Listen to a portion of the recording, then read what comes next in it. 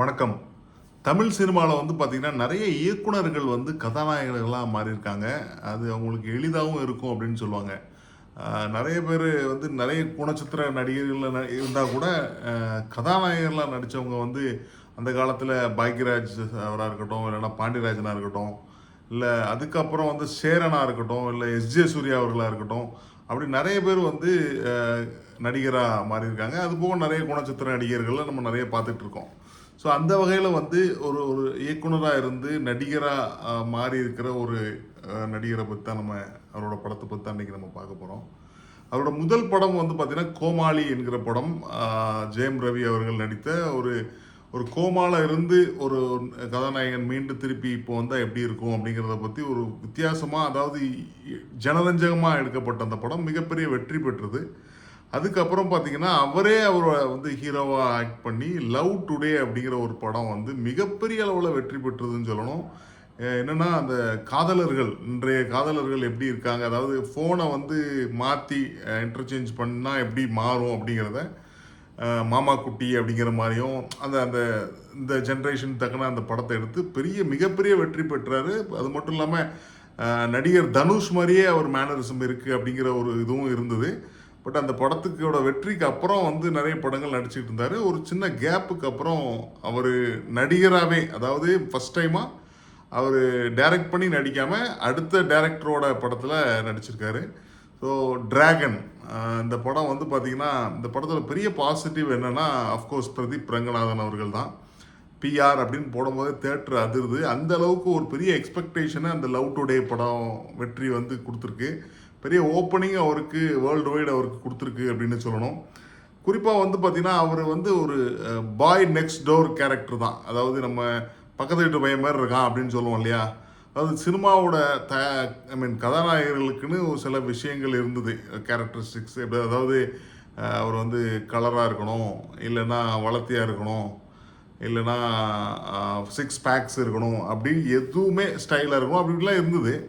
But அது எல்லாத்தையுமே உடச்சிட்டு ஒரு கேஷுவல் ஆக்டிங்காக நான் பக்கத்து வீட்டு பையன் மாதிரி இருக்கிறத அவர் ப்ரூவ் பண்ணியிருக்காரு அப்படின்னு சொல்லணும். குறிப்பாக அவரோட வாய்ஸ் மாடுலேஷனே ரொம்ப சூப்பராக இருந்தது. அது லவ் டுடேலே இருந்தது. பட் இந்த படத்தில் அவர் அடுத்த கட்டத்துக்கு நகர்ந்திருக்காரு அப்படிங்கிறது நமக்கு தெரியுது. குறிப்பாக அந்த சிகரெட் பிடிச்சிட்டு இப்படி தட்டுற அந்த ஸ்டைல் இருக்கு இல்லையா, அந்த மேனரிசம் பயங்கரமாக அவருக்கு ஒர்க் அவுட் ஆகிருக்கு அப்படின்னு சொல்லணும். அது ஒரு முக்கியமான சீன்லேயும் கொண்டு விடும் படத்தில். ஸோ அது மட்டும் இல்லாமல் அந்த பசங்களோட அந்த டிப்பிக்கல் நம்ம பேச்சுலர்ஸ் ரூம் இருக்கு இல்லையா, அதில் பண்ணுற அட்ராசிட்டிஸ் இருக்குது, பயங்கரமான சீன்ஸு. அங்கே போய் உட்காந்துட்டு அவர் ஃபுல்லாக பிக் பாஸ் பார்த்துக்கிட்டு இருக்குது, அப்புறம் ஸ்விக்கி ஜொமேட்டோவில் ஆர்டர் பண்ணி சாப்பிட்றது அடுத்தவங்களோட காசில் மாதம் மாதம். ஆனால் வீட்டுக்கு பணம் பசங்களோட ஒர்க் பண்ணுற பசங்கிட்டேருந்து பிரிச்சுட்டு போய் அம்மா அப்பாவுக்கு கொடுத்து ஏமாத்துறது அம்மா அப்பாவை, அப்படின்னு நிறைய விஷயங்கள் ரியலிஸ்டிக்காக, அதாவது நம்ம பார்க்குறது. ஏன்னா கோயம்புத்தூர் மாப்பிள்ளைன்னு ஒரு படத்தில் கவுண்டமணியும் விஜயும் வள்ளூர் கோட்டத்தில் போய் உட்காந்துட்டு ஈவினிங் ஆனால் போவாங்க. அதே மாதிரி ஒரு பசங்களோட ரூமுக்கு போயிட்டு பண்ணுற மாதிரி இருக்குது. அது மட்டும் இல்லாமல் அந்த அந்த இது இருக்கு இல்லையா, அந்த ஒரு ஃபைட் சீக்வன்ஸ் இருக்குது காலேஜில் வச்சு. அதாவது நம்ம ஃபயர் எஸ்டிங்யூஷர் இருக்கு இல்லையா, அதை அது வித்தியாசமாக இருந்தது ஆக்சுவலாக. அதை யாருமே இது வரைக்கும் திங்க் பண்ணி பண்ணதில்லை. ஃபயர் எஸ்டிங்யூஷரை வச்சு அதை ஓப்பன் பண்ணி அடிக்கிறதா இருக்கட்டும், அதை வச்சு அடிக்கிறதா இருக்கட்டும், ரொம்ப ஒர்க் அவுட் ஆகிருந்துச்சு. அதுக்கப்புறம் மிஸ்கினோட அவர் கெஞ்சிற சீனாக இருக்கட்டும், இல்லைன்னா கௌதமோட அவர் அந்த இதில் இருக்கட்டும், இல்லைன்னா அதுக்கு முன்னாடி அந்த ஃபேட்மேன் ரவீந்தர் கூட விஷயமா இருக்கட்டும். அதுக்கப்புறம் டிக்டாக் நிறைய பண்ணிக்கிட்டு இருப்பார். ஸோ அதை பேஸ் பண்ணி ஒரு இன்டர்வியூவில் அவர் அட்டன் பண்ணுற சீனாக இருக்கட்டும், எல்லாமே ரொம்ப ரசிக்கும்படியாக இருந்தது. குறிப்பாக துண்டை காணும் துணியை காணுங்கிற மாதிரி அவர் ரோட்டில் ஓடுற சீனு, எப்படியாவது ஒரு தடவை நான் பாஸ் ஆயிடணும்னு அவர் கெஞ்சிற சீனு, அப்படி நிறைய அடுக்கடுக்காக சொல்லிகிட்டே போகலாம். அந்த அளவுக்கு படம் வழி நடுக செமையாக பண்ணியிருக்காருன்னு சொல்லலாம். ப்ளஸ் அந்த ப்ரீ கிளைமேக்ஸாக இருக்கட்டும், இல்லை கிளைமேக்ஸில் அவர் இந்த எமோஷ்னலாக அந்த பண்ணுற விஷயங்கள் எல்லாமே ரொம்ப தேர்ந்த நடிப்பை, ஒரு பல் சுவையான ஒரு நடிப்பை வெளிப்படுத்தியிருக்காரு. ஸோ அடுத்த பாசிட்டிவ், இந்த படத்தோட இயக்குனர் திரு அஸ்வத் மாரிமுத்து அவர்கள். ஏன்னா ஓமை கடவுளே அப்படிங்கிற ஒரு படம் கோவிடுக்கு கொஞ்சம் முன்னாடி வந்தது, நல்ல படம் ஆக்சுவலாக, பெரிய லெவலில் வெற்றி பெற்றது. அந்த படத்துக்கு அப்புறம் அவர் எடுத்திருக்க இந்த படம் எப்படி சொல்கிறதுனா, ரொம்ப நல்லது பண்ணால் நல்லது நடக்கும், கெட்டது பண்ணால் கண்டிப்பாக கெட்டது தான் நடக்கும் அப்படிங்கிறத இந்த காலத்து பசங்க வந்து அது இல்லாமல் அது தெரியாமையே இருக்காங்க. பட் இருந்தாலும் அதை ஆணித்தனமாக அவர் சொல்லியிருக்கிறது வந்து ரொம்ப சூப்பராக இருந்தது. குறிப்பாக வந்து அந்த கிரிப்பி ஸ்க்ரீன் பிளே, அதாவது படம் ஆரம்பித்ததுலேருந்து ரொம்ப ஸ்பீடாக போயிட்டுருக்கு. ப்ளஸ் நிறைய ஹை மொமெண்ட்ஸ் படத்தில் இருக்குது. அப்பப்போ வா வா வான்னு ஒவ்வொருத்தராக வரும்போது கிளாப் அதிருது தேட்டரில் அப்படின்னு சொல்லலாம். அதுபோல் எமோஷன்ஸை சூப்பராக கையாண்டிருக்கார் இந்த படத்தில். அதனால் எல்லாமே வந்து அவரோட ஆக்டிங்கு, அவரும் ஒரு முக்கியமான ரோலில் கதையை திருப்பத்துக்கு கொன்ற ஒரு ரோலில் நடித்து மிகப்பெரிய அளவில் உதவி இருக்கார் இந்த படத்துக்கு அப்படின்னு சொல்லணும். ஸோ அடுத்த பாசிட்டிவ் வந்து நடிகைகள், குறிப்பாக வந்து அனுபமா பரமேஸ்வரன் வந்து கொடி படங்களில் பார்த்துருக்கோம். அப்படி அதோட இன்னும் எங்கரா இதில் இருக்கிற மாதிரி ஒரு ஃபீலு. அந்த காலேஜில் உரி லவ் பண்ணுறதா இருக்கட்டும், ப்ளஸ் அதுக்கப்புறம் அதே காலேஜில் இவர் போகும்போது டீச்சராக வர்றதா இருக்கட்டும். ஸோ ஹக் பண்ணும்போது அந்த அந்த ஃபீல், அதாவது அதை நான் நினச்சிட்டே என்னோட ஹர்ட் பண்ணிக்கிட்டே இருந்தது அப்படிங்கிற சொல்கிற அந்த டைலாக்ஸ் எல்லாமே வந்து சூப்பராக பண்ணியிருந்தாங்கன்னு சொல்லலாம்.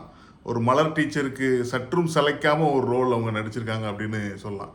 ஸோ அடுத்த நடிகை வந்து அந்த லோகர்னு சொல்லி காயார் லோகல்னு ஒரு ஒரு பொண்ணு. அது வந்து உண்மையிலே ஒரு ஹன்சிகா மாதிரி வரக்கூடிய ஒரு வாய்ப்பு இருக்குது. அந்த அளவுக்கு அருமையான ஒரு ஒரு ஒரு க்யூட்னஸ் அண்ட் கிளாமரஸ் ஒரு ஹீரோயின் தமிழ் சினிமாவுக்கு கிடச்சிட்டாங்க அப்படின்னு சொல்கிற அளவுக்கு நல்ல க்யூட் எக்ஸ்ப்ரெஷன்ஸ், அந்த சாங்ஸாக இருக்கட்டும், இல்லை அந்த செக்லிஸ்ட் போட்டு பண்ணுறது எல்லாமே வந்து ரசிக்கும்படியாக இருந்தது.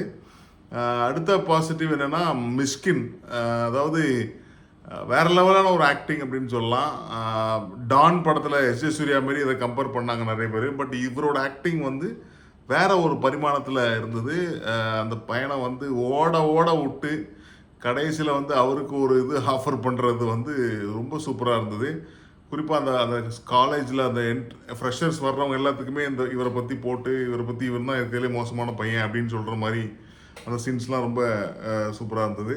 அதுமாதிரி கௌதம் வாசுதேவ் மேனனும் வந்து அவரோட பங்குக்கு அந்த அந்த கம்பெனியோட ஒரு சிஇஓவாக நல்லா சூப்பராக பண்ணியிருந்தாருன்னு சொல்லலாம். ஸோ அதுக்கப்புறம் விஜே சித்து அண்ட் அர்ஷத் கான் வந்து ரொம்ப முக்கியமான ஃப்ரெண்ட்ஸ் ரோலில், அதுவும் அர்ஷத் கான் குறிப்பாக வந்து பார்த்திங்கன்னா அந்த குட்டி ட்ராகனாக வர்றது சீன்ஸ்லாம் ரொம்ப ரசிக்கும்படியாக இருந்தது காலேஜில்.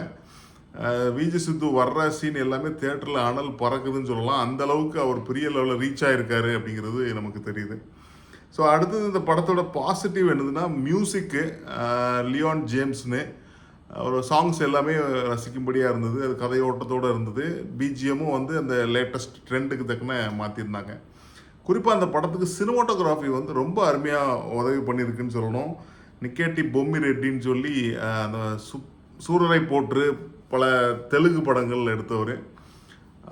ஒவ்வொரு விஷுவல்ஸும் கண்ணில் ஒத்திக்கிற மாதிரி இருந்தது. ரொம்ப சூப்பராக இருந்ததுன்னு சொல்லலாம். ஒரு ரிச்னஸ் கொடுத்தது இந்த படத்துக்கு அப்படின்னு. ஸோ படத்துக்கு பாசிட்டிவ் இவ்வளோ இருக்குது, நெகட்டிவ் இல்லையான்னு கேட்டால் கண்டிப்பாக நெகட்டிவ்னா என்னென்னா அந்த கேஎஸ் ரவிக்குமார் அந்த சீன்ஸ் வந்து ஒரு நம்பகத்தன்மை இல்லாத மாதிரி ஒரு ஃபீல் கொடுத்துச்சு. இவ்வளோ பெரிய பணக்காரன் இப்படி ஈஸியாக கல்யாணம் பண்ணி கொடுத்துருவானா அப்படின்னு சொல்கிற மாதிரி. ரெண்டாவது இந்த படத்தில் நிறைய வல்காரிட்டி, நிறைய விஷயங்கள், டபுள் மீனிங் இல்லை, ஓப்பனாகவே அந்த டைலாக் இருக்குது. அது கொஞ்சம் மியூட் பண்ணால் கூட அது கண்டிப்பாக அது இருக்குது. அதை வந்து இந்த பசங்களுக்காண்டி ஆட்டம் போட வைக்கிறதுக்காண்டி அதை சொல்லியிருந்துருக்கலாம். பட் இருந்தாலும் அதை தவிர்த்துருந்தா இன்னும் நல்லா இருந்திருக்கும். ஒட்டுமொத்தத்தில் பார்த்தா போதை கலாச்சாரம், அடிதடி, ரவுடிசம் அதெல்லாம் இல்லாமல் ஒரு ஒரு பேக் டு காலேஜ் டேஸை வந்து கொண்டு போன மாதிரி ஒரு pleasant movie, feel good movie கொடுத்ததுக்கு வந்து hats off to the entire team, AGS எல்லாமே. ஓவரால் அந்த படம் எப்படி இருக்குது அப்படின்னு பார்த்தீங்கன்னா, டிராகன் அசுர வளர்ச்சியை நோக்கி, அசுர பாய்ச்சலோடு பிளாக் பஸ்டர் நோக்கி. வணக்கம்.